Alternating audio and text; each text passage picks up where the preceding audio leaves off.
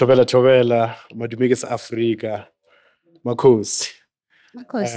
We are back on our conversation on unpopular opinion.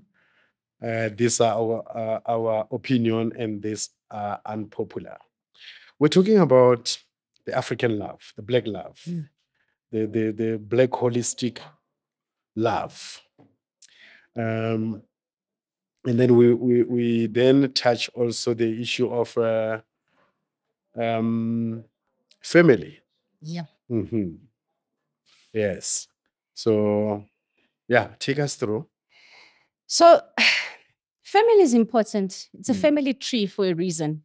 It starts school, bomkulu, okoko, great grandfathers, great grandmothers, and it filters through to our generation now. So, as Black people, to understand ourselves holistically, is you need to understand the family tree, and you need to understand what each male figure, especially, how they contributed to where we are now in our generation, either in the relationships or the family as a whole. What did they bring to the table? Are we economically, do we have all the things, the material things? Was it because the great-grandfather had some business that he tried, building their legacy, coming all the way down? Because that's how this holistic family and relationships start growing, family that works together, prays together, does everything together. If you look at other nations, they're good at that. So we need to build that, hold it down as Black people, Black couple, and just see how it grows. Yeah. So it's quite important for us to build that tree. We need to. We need to. Which is actually for a reason why they call it a family tree. As my brother was saying earlier in the conversation, that even the very notion of polygamy is just a colonial imposition that was imposed on us. We find ourselves using European concepts to define these African phenomena. And interestingly, he put it in the context of a tree. And when you look at the tree, a tree with many branches and many fruits, and from a holistic point of view, it is all seen as one family, just one family with many branches, many leaves, many fruits that come out of it, and contributing to the building of a society, because the building block of a society is a family. It is. Yeah. It is. And if you look at that tree on its own, it's being held by one big roots, which is grounded. And as women, we need our men to be masculine to hold that root down, and we as women become those little branches that come here and there. We are the leaves, and you support each other. Seasons change. The one leaf falls, but the other one is there to carry it. The branches are still holding it, and the tree still stands. Yeah. Interesting phenomena of the tree, because we have a saying that even the pillar of the family, when he passed, they say the great tree has fallen. Yes. Yes. So, and you are looking now in terms of the tree, that the bearer of the fruits, the one that keep the branch and the stems together, is no more there. So it is important to always build on our family trees. Yes, and grow that legacy, so that when that tree has fallen, when it hasn't fallen, there's one that's already been groomed by understanding the tradition, understanding the culture, understanding everything that happens in this family, spiritually as well, so that you continue with those things, so that you don't have the problems we're having now, but spirituality and families, because no one knows where they come from, the clan names they fall. So while that branch is still there solid, it must... Yeah, it is good that one of the things that is very prevalent now is our people are getting into this position of understanding their family tree through their totems, through their istakazelo eponyms, through their genealogies and chronology as to where do they come from and how did they evolve to where they are. So it's good that that is forming part of our sankophing. Very interesting phenomena when you go in the realm of family, that what we don't understand, most of the things that are there, companies, businesses, are family entities. You go to Oriental Plaza there, you find shops where in the shop you find about 3 women who are in charge of 3 tills in the same shop. And you learn later that they are the wives of Mr. Ahmed or Mr. whoever, those Indian men and Arab men who are running things. So it's basically the notion of entrepreneurial polygamy. Yes. What's your understanding of entrepreneurial polygamy? First, my sisters, again, women, you need to understand the role that you each play in that man's life, what you each bring to the table, because you're not all the same. I might be bringing a certain skill where I will be the one that runs the finances of the company. The other one is good at marketing, for our company. And the other one is good at, the daily runnings of the company. Yeah. So once you understand that, there's no competition. Yeah. And what people see, they see unity throughout. And those are that's where polygamy works effectively. Not how people think it's all about the man and his sexuality and that. It's not. You coming there as an individual, you bringing whatever to the table, to the same big table. And when you throw all those things in, you get a big family that works effortlessly and successfully. And the business runs and you grow and you're able to leave something to your children and, grow. Go together. It's quite interesting because we have examples of those families working, like I just mentioned, Oriental Plaza, or any place where you can get Indian communities concentrated with their businesses, or the Arabs, because I think within the religion of Islam, it is practiced polygamy. Yes. You are allowed to marry about 4 wives or so. But it becomes said that when it comes to the Black experiences, you get a lot of Black people who talk about the negativity of polygamy. They'll start to tell you that, oh, my grandmother was part of it. Her experiences was not nice. My so was part of it. The experiences was not nice. Is it part of this general psychology of self-hate, or is the fact that we Black people, we seems not to getting anything correct? I think it's a mixture of everything, and the spirit of competing, especially with women. I doubt if there was ever polygamy of men with one woman, you'd have half the nonsense that we have. But I think with women, it's more the competing and not understanding the role that you play in that family, in that man's life. Because here's the thing, not everyone is blessed with being married to one man. Already the equation is out. So if you have the opportunity to be part of this one household with this one man, it's important for you as a woman to understand the role you bring. In that way, you also work towards making the experience work.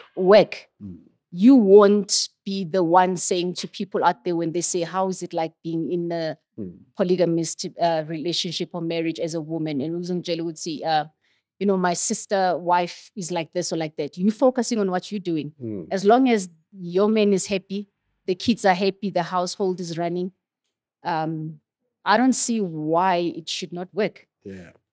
There is a saying that Black women love everything about, or this woke women of today who are into Africa, this Africa that love everything about Africa or African culture except polygamy.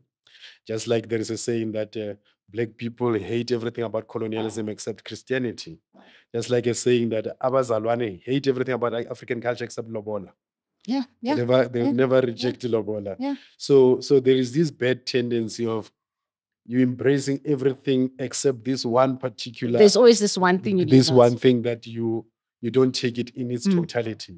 And yet we will be talking about total liberation. We'll be talking about total emancipation. We talk about like these things we are talking about today, African spirituality, this is Africa's new philosophy of redemption, where we're trying to redeem ourselves. And it is best that we deal with this thing in its totality. I've addressed the issue of the Berlin Conference, even in this particular platform, that the Europeans, they sat in Berlin for about 3 months, 15 days. And you ask, what were they doing for 3 months and 15 days? They were discussing how to colonialize us holistically, completely, totally. And now when we try to decolonize, we decolonize piecemeal. Hate everything about colonialism except this powerful part of colonialism called Christianity. Love everything about Africa except this part of African family system. Hate everything about African culture, but you love this one particular thing called lobola. So we need to embrace the totality of ourselves if we're going to totally emancipate. So, which is said that we find it hard to find examples from ourselves. But I've seen some good examples. There is one good, I'll call it brethren, although he's a couple of years older than me. He's running his thing there. Now he has taken his 9-1 wife. He invited me to his setup, his church, his spiritual center, his home. And they are quite young women. I'm not talking about old women. I talk about these modern women, educated women and what. But the cooperation that is going on there, the working together, the beauty of the family system, the beauty of his team, it is something else. And I thought this is one of the good examples, because one of the examples that they are throwing in our big screen, which is a problem with when you do something for TV. The TV will always want you to have the juicy part. So if you are going to have a program about polygamy, we must always see your wives fighting. But now it is not helping in this aspect, because then it's like the only story you have about it's a sad story. It's a sad not story. showing us the success story of polygamy. The witchcraft into it, they throw in. The witchcraft, the detail they throw in. As much as we don't have the complete success story of monogamy. Monogamy is the one that produces side chicks and all this toxic monogamy and this chito and you know, if ajola lento dakho zelana sizomfakela isichitho and all of that. These are all product of toxic monogamy, and nobody's addressing that. So we need to always have this balanced view of things. But then you look at that, you'll find a woman who will leave a marriage and have a side chick somewhere else.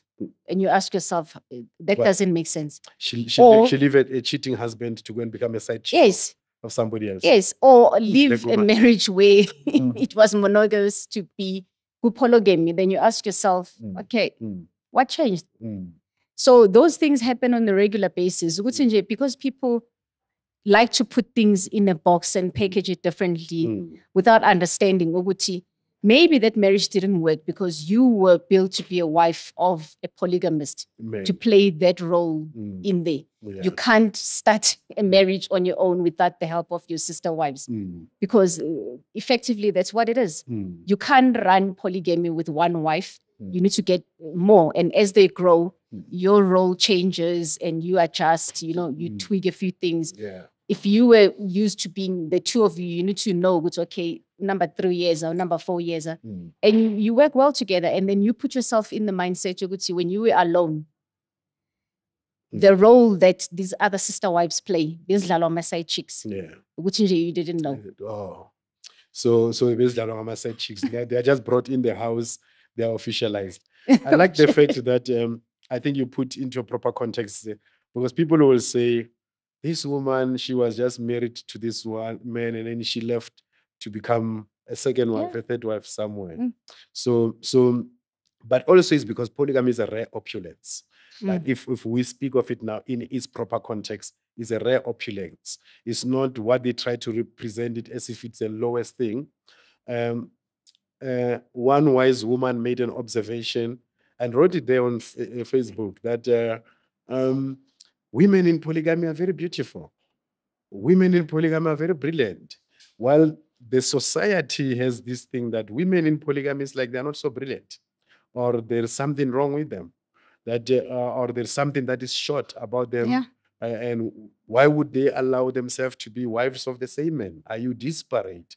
Also, so they are not looking at the fact that not every man is a marriage material, as much as they say not every woman is a marriage material. And that's why there's so many side chicks. And that's why there's so many side chicks. Yeah. Okay. I know we can talk about polygamy. Will never end. It will never end because and it's an evolving, it's a returning practice. I mean, as much as people are saying we're reviving the African culture, we're reviving it in its totality, you know, Obongoma, African spirituality, polygamy, all of these things. So eventually it's one of the things that is also in the forefront in the debate. The only problem I find is that why is it that monogamy is allowed to question polygamy? It's always people who are in monogamy who have questions about polygamy and who are even trying to prescribe it for you, how it should go. That, the way you are doing it, you're not doing it wrong, right. I always, when I explain some of this, in that there is a difference between polygamous relationship and polygamous marriage. In America, because polygamy is called bigamy and it is outlawed. It is forbidden. But there are a lot of polygamous practitioners. So they are not necessarily in a polygamous marriage, they're in a polygamous relationship. Even in our society, there are a lot of people who are in a polygamous relationship because the queens he's involved with, they are not necessarily married to him. But it is still polygamy nevertheless. Because polygamy is about these women involve this one particular man and they all know about it and they're all communicating and they're not even having fights over it. So when he's not here, you know where to look for him and ask who about his whereabouts. So it becomes different in that way. And this is what is happening now, that there is a lot of polygamous relationship as opposed to polygamous marriage. Of course, relationship always graduate into marriage. Nobody come together today and marry tomorrow. They still say, take time to know her. You know, now I find monogamy being very short-tempered with that period of taking time to know a person. That, uthi abafazi bakho but awabashatanga bonke thinking but wena awuragadi usikena ka itaba za mtshato wa batho ba bangwe awuragadi awumalume hayi mutho but you already asking about amalobola wakhe ungenaphi, you know. So I find that monogamy has no respect for polygamy. Monogamy is arrogant to think it can question polygamy. It is arrogant to think it can prescribe polygamy. While monogamy, it is not polygamy, but it's trying to tell you the best way to practice it.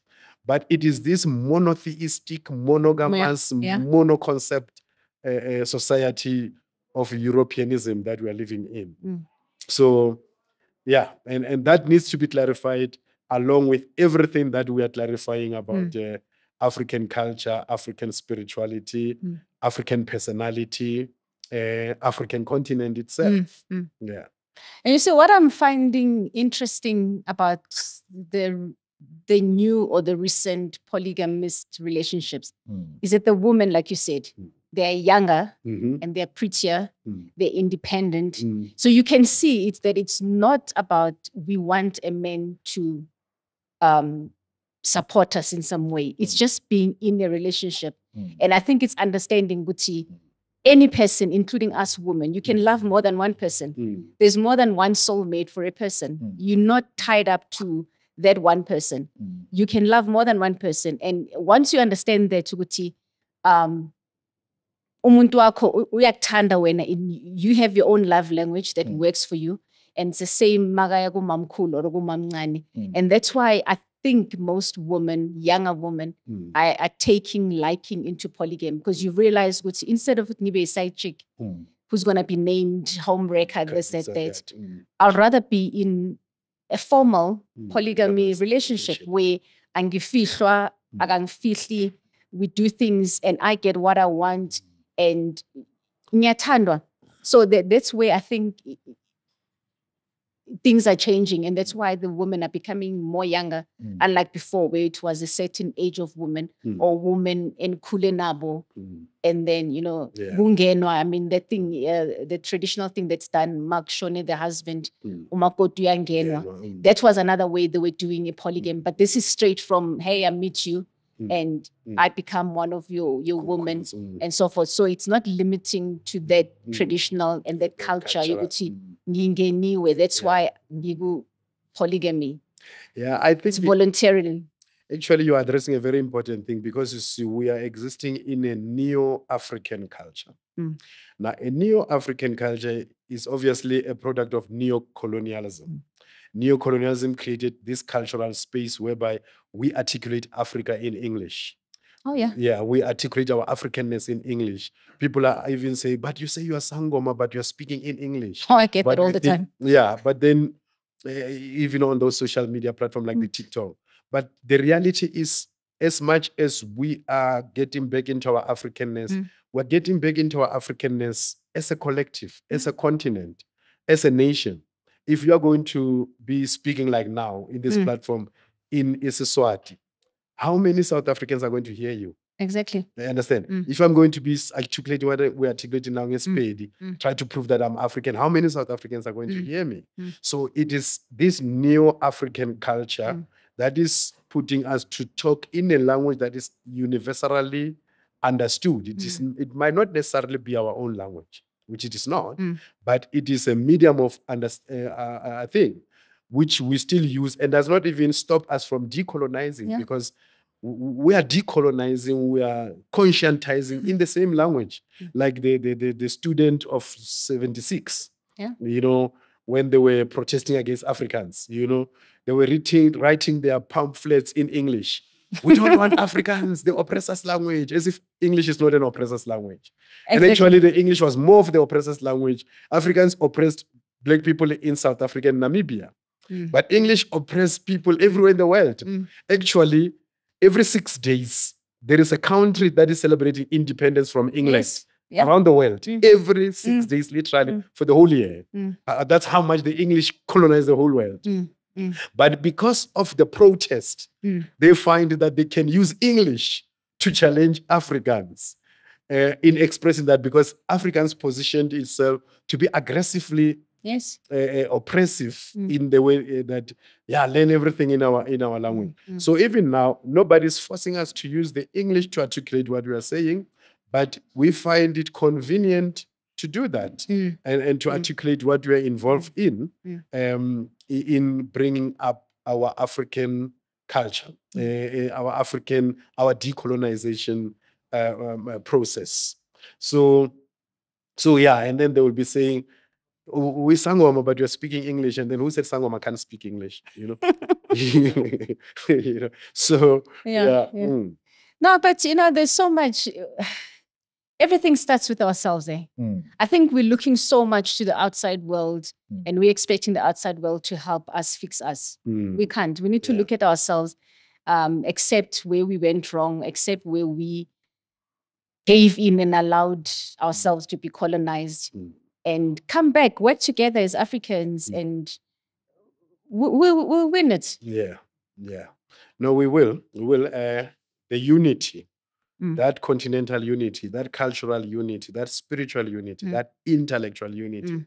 It is important that we get to win this thing. And hence we were talking about the unity of the Black family unit in the context of spirituality and sexuality, in the context of the Black power couples, Black couples working together within the same spiritual spaces, assist one another. It shouldn't be a burden. And in that way, we get a different approach. I think it is about the changing of the mindset.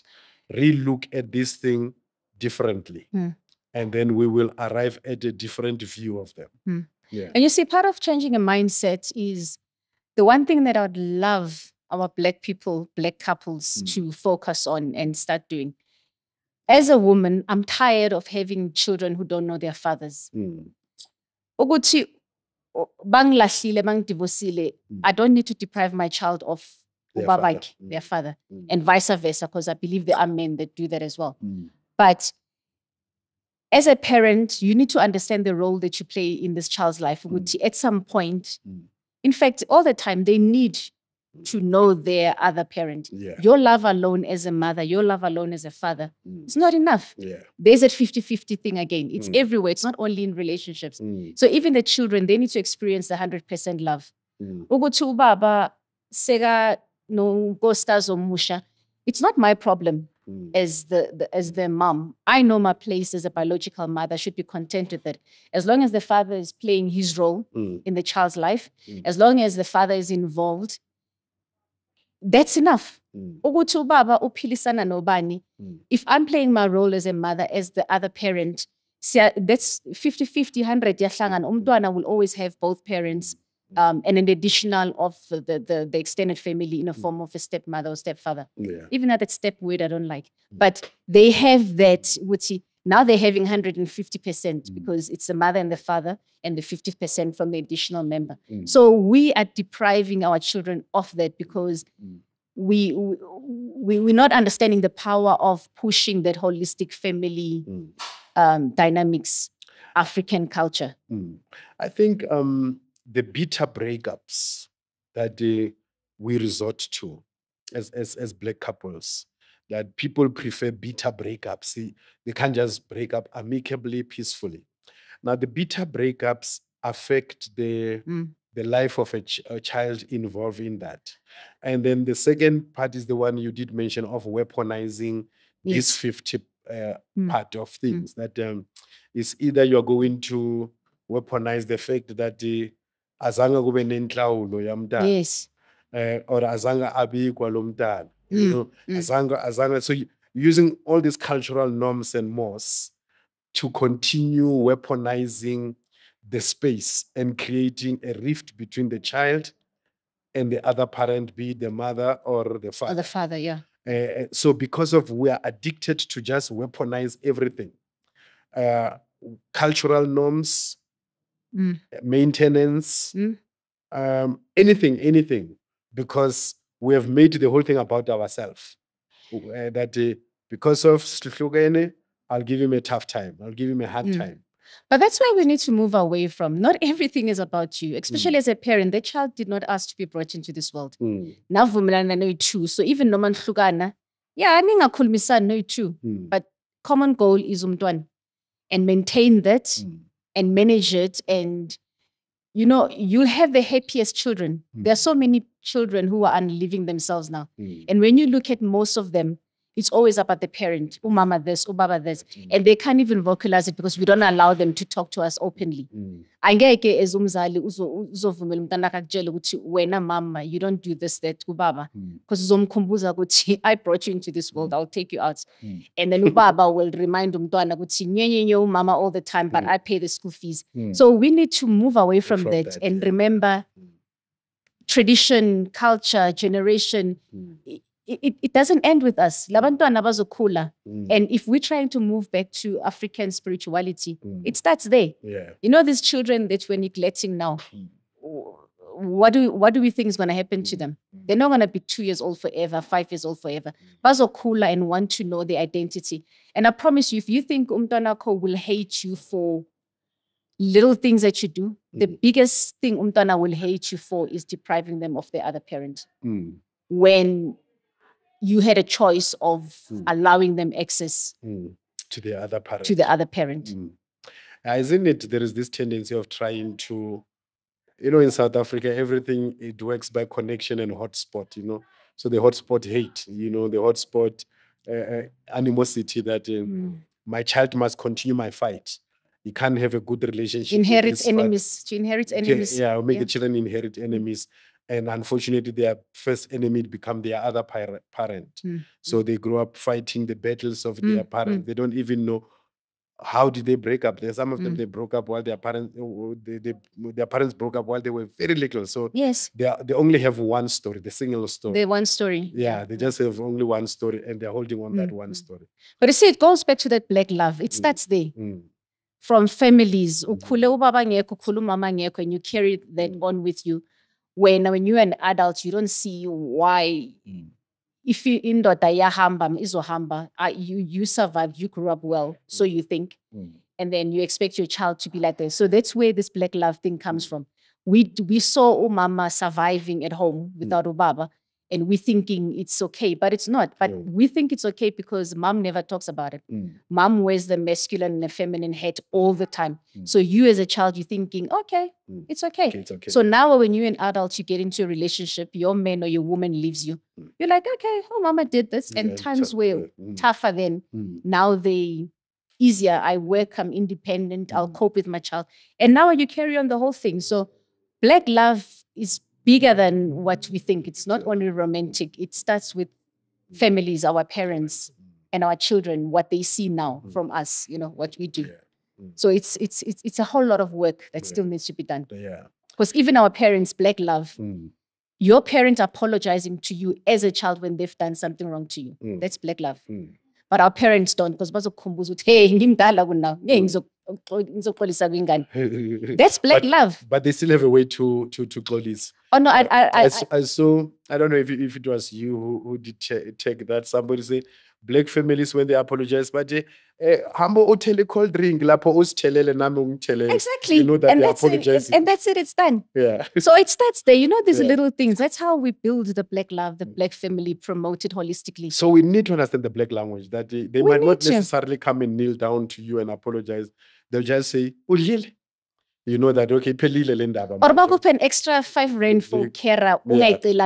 That's, Yeah, you know that they're making it up for something else. Yes. So, and then we are conditioning this Eurocentric way. We don't shine it lap. I apologize. That time when I say apologize, but humble tell juice lapo, now. That's apologies done. That's apology. Yeah. But I mean, there's so many ways. If you still have parents that are alive now, we need to teach them, because some of the angry adults that can't be in working, functional Black love relationships is because they're still dealing with wounds from their family. So if you still have parents, coach them. Our parents don't believe in psychologists, in therapy. Bazokutshela why you depressed, if DSTV is there, Wi-Fi, or depressed, and they don't understand, and you tell them you need therapy. Talk to me, and it's like, hi, you can't make demands. I'm the mother here. So as children now, when you have parents that are alive, teach them Black love. Mom, hug me. When I go home, I still kiss my dad. We still kiss each other. We kiss each other as sisters. I mean, I'll talk to my mom or my dad. And the other day I was amazed, for the first time in my life. My dad was going wherever and he kissed my mom. I was like, okay, can we start again? I need to take a photo for this. But it's those things. So at my age, when I'm seeing that for the first time, I'm sure they did it when I was growing up. For me, it's like, wow. So something is changing there. So we need to promote that within our families. So we need to have more positive images of ourselves in order to build our self-image, in order to move away from this psychology of self-hate. We need to have good stories. We need to have because we're a traumatized nation. We have a lot of traumas, and we internalize those traumas, and some of them we just sweep them under the carpet, but they manifest in different ways. The same match we trip over every time we pass. Yeah. But we're okay because it's our problems. So Black love, I mean, I think it's spread. It's not only romantically and relationship based. It's for everyone. Yeah. So as part of our decolonization and again deconstruction, it's always important to return to our ancestors' consciousness in order to define our current consciousness. Because not everything in the past was dark and gloom. No. Not everything in the past was filled with ignorance and all of that. We just need to understand the cultural context and the historical context of why things were done the way they were done, and as opposed to now. Because right now, we're heavily influenced by Eurocentrism. I was checking and going through our history that gender-based violence was never part of our culture. Yeah. It is part of our colonized culture. Yes. Our modern colonized culture is full of, that is the one that gave us the corporal punishment, the beating. Yeah. I look at the women who used to be our teachers during the apartheid days. Half of them are not married, you know. And then in my own analysis, I'm thinking, these women, they were having issues because they will beat the hell out of you. And they had the most creative way of inflicting punishment. Yeah. I know another one who come with pens and put them here. And twist your fingers. And then another one who have a fan belt. Another one who carry pipe. Sometimes it depends with their mood. They come, 3 of them. You know, we have those desks.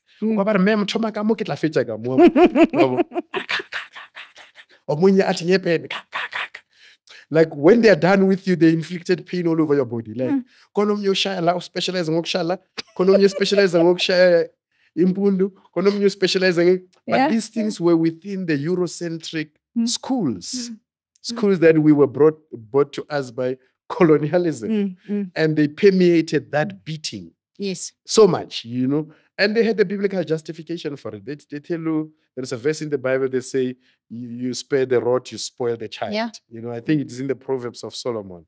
So they had justification because, you see, what they call Bantu education then, the education created for Black people, the European name for it was Christian national education. That is why you had to go to assembly. Oh, yes. And be instilled this particular religion, you know. And then you had this particular subject, which was called BIPS. Biblical studies, where you are taught about Adam and Eve and the talking snake and all of those stuff, you know. So there was a particular indoctrination that was instilled. But that indoctrination had to do with a lot of corporal punishment, physical punishment. But then what happens now? The kids that were from that era. Asifuna ukuzwa nix, asimameli, asifuna, like some of us don't even want to have kids because you're thinking, you know. Others don't even want to be teachers because you're thinking of what you went through. Others don't even want to go to esontweni because of how everything was just impounded on us. Because it wasn't introduced with love. Anything that was introduced with hate and anger, whatever, that's what we don't, want to associate with. There was a whole lot of pain involved in that process of upbringing, and somehow contributed to gender-based violence. Yes. Because if you have a violent society, as we were, I mean, apartheid was a violent crime, very violent. It was enforced by shambox, tear gas, rubber bullets, and the fathers were enforcing their authority. It was very common to see fathers beating wives, you know. It wasn't an oddity, you know. Mothers beating you. I was like, when I know that most. No, we used to be told, Lindu mama kabuyo or baba kabuyo. So you're sitting the whole 2 hours waiting for this other parent to knock off so that they can deal with you. And even then, it wasn't discussed. You didn't even know half the time what you did. Because maubuza, maukala, ukalilani. So we always had these gray areas. And that's why even namanje, I mean, I look at my children now. They will ask me, Guti, you know, when you smack us, maushaya sikala, you do what your mother did to you. You don't want us to cry, but you just smack me. I'm in pain. So then you start thinking like, oh shit, they're actually right. I'm still doing the same things that my parents did. Yes. They slap you while labarolela. But it's only that example they like to show. They hit you at lap. So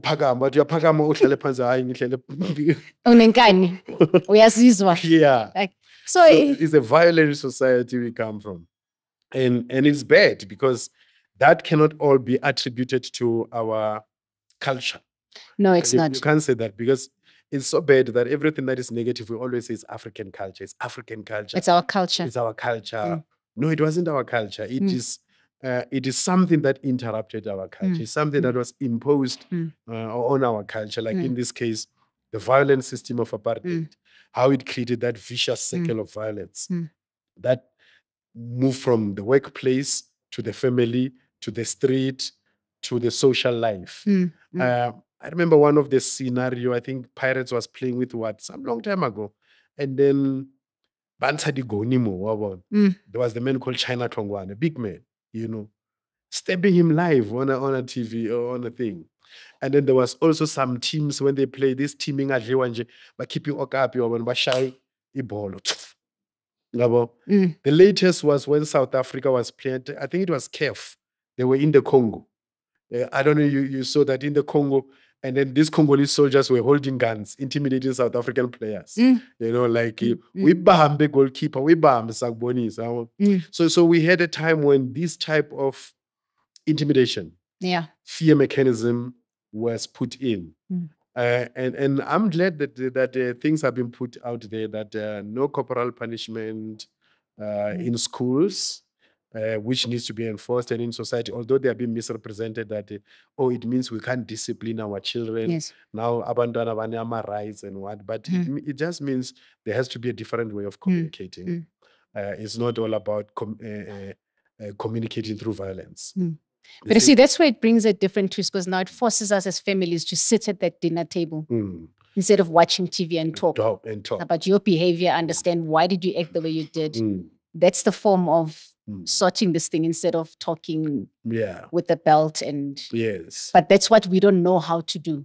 But we are also having a generation of a very fragile generation who have fragile egos that needs to be brushed all the time, because you are talking to a child here. He's taking offense in effect that you are sitting them down and talking about their behavior, their unruly behavior, you know, and then you end up saying, "Mom, you can't talk to me like that," you know, and then you wonder, how effectively can you communicate a behavior change without them being defensive or sometimes taking offense in what you say, how you're saying things, not what you're saying, because how you're saying it can be also affected by the level of their problem, the problem they created. I mean, if you smash a window, or the neighbor, the big window, that window is 500 rand. How best are you going to communicate that to your child? Pull a fence there. It's a 500 rand communication. It's a 500 rand communication. It's expensive mistake. It's when you realize that some mistakes are very costly. So as we communicate, I think we need to also look at how we communicate whatever we are communicating. Otherwise, we find a problem also that communication is taken from the what instead of the how instead of the what. What is communicated here is that you have made something wrong. You don't need to do that. You have to behave. You have to, you know. So yeah. But then back to Black love, Black holistic relationships. It starts there. Communicating, being able to communicate freely on what you want, how you want it, and understanding, Guti, it's not about me, it's about us. You know, you came from your family, I came to mine, we became one. And the whole goal is to build, not to break. So spiritually, we grow together. Emotionally, mentally, we grow together.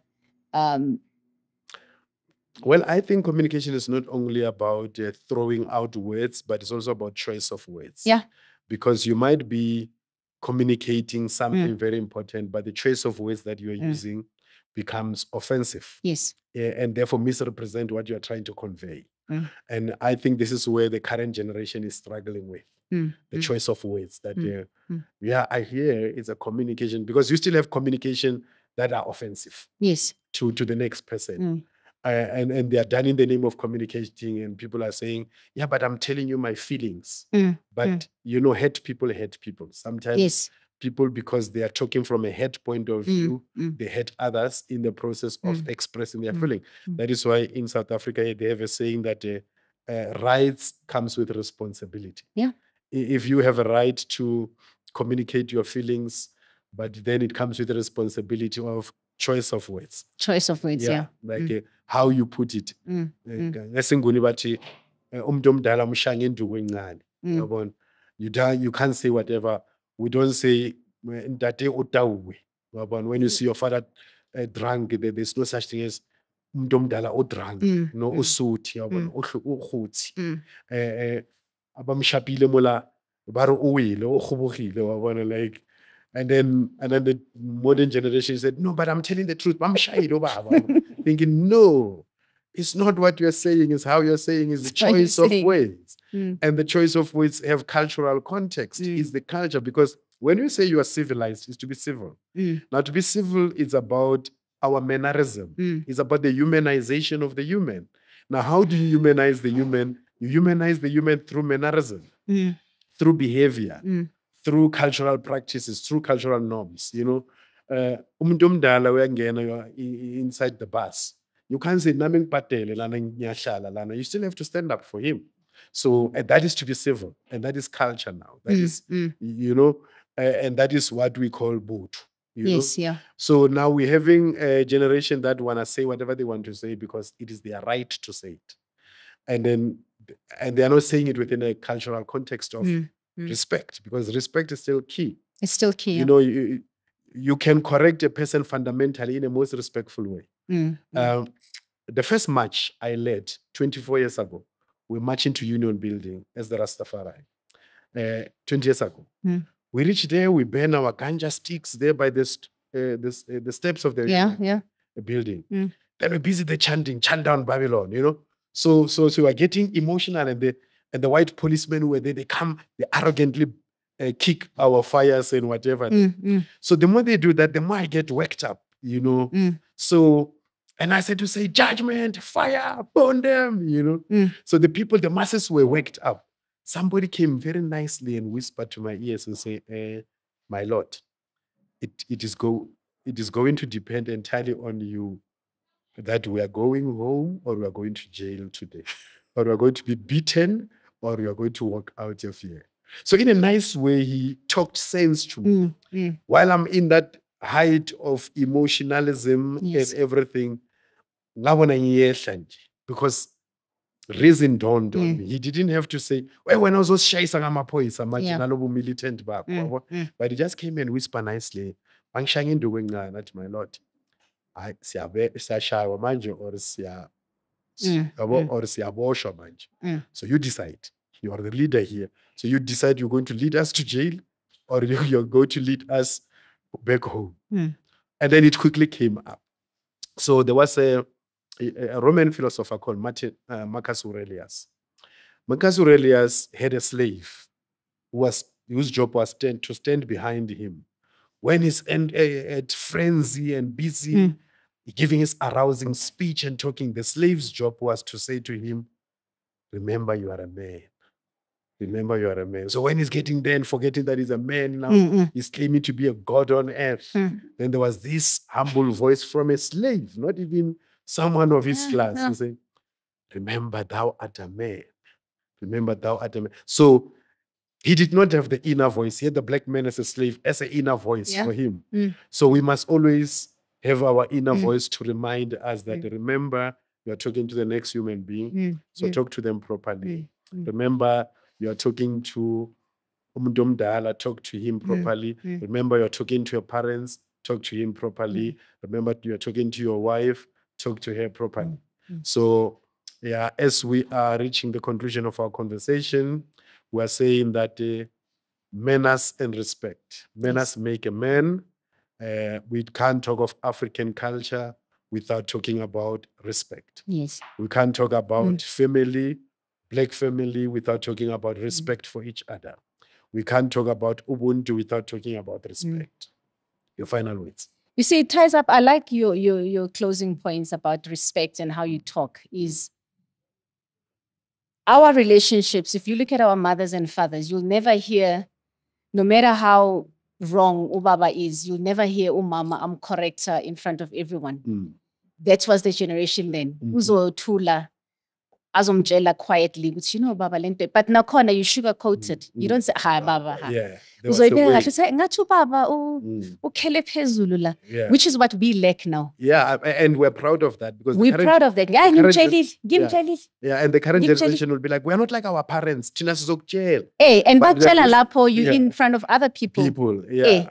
And this is the husband that you're supposed to respect. Everybody's supposed to respect. And when as a woman you're raising your voice instead of being that quiet slave, emva komyeni wakho makaqala lona umela uthi baba kodwa ngathi uzoyehla naye azibone ukuthi no, I'm actually ngathi nginobulimanyana la. Exactly. Exactly. So it is still how you say it, not what you say it, which matters the most. And that will help us to build proper black families, learned from our own mothers and fathers. Because my father passed away 40-something years ago. my mother still, and they are a little hard. But my mother still talked very fondly of him. Yes. You know, because they had a way to correct each other. Yes. And this is what we should learn from the older generation. Yeah, and stop saying we're not like an older generation and getting out here and being disrespectful and being disrespected. And people feeling disrespected and we thinking we're expressing our right, we have the right to express ourselves. But rights goes with responsibility. Yes. So if we are going to have our right head, we must also have a responsibility to express them in such a way that they can be well received without causing animosity or antagonism. Well said. So this is the one black love we put to you, one perfect black love we put to our black family out there. Let's love one another. Let's respect one another. Be kind. Let us be kind to one another. Let us remember that we are dealing with multiple traumas and therefore we are here to help one another heal than to be saying to one another that you are not healed as if yourself you are healed. You know, and saying other people that while you umoshagele. I did a video about the word of the day and then it was like, give us a word of the day, and I was like, don't give other people word of the day when you are still damaged yourself. So if we are going out there to advise people how they should live, we must begin by advising ourselves too. And our deliverance must be important. We mustn't be offending in the process of trying to build. We're here to rebuild. We're dealing with nation building, social cohesion, moral regeneration. Would it be right to say if you're in the glass house, don't throw stones? Yes. When you are living in a glass house, don't throw stones. Yeah, that is basically what it is. Can't afford to throw stones while you yourself are living in a glass house. Yes. Yeah, that was beautiful. Yes. Black love. One black love, one perfect black love. Let us love one another unconditionally. It's important to remember that. They just love, you know? Yeah. And in that way, we will be able to heal a lot of wounds that are existing in our society because we need to heal. Yeah, true. Unpopular opinion, Tau Tau Haramanuba, with Indlovugazi Punyuga Bampete. Signing out. Makos. Makos.